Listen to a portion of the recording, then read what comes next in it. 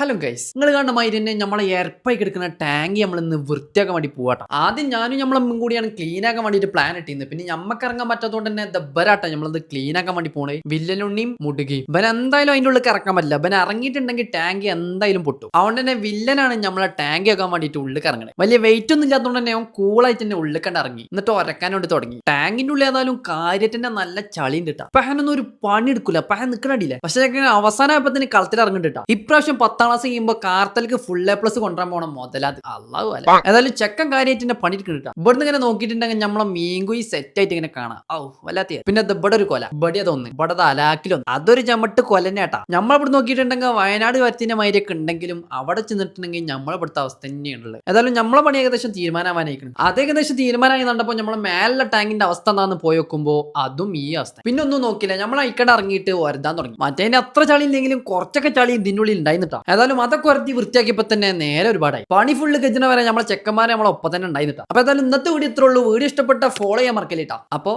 By.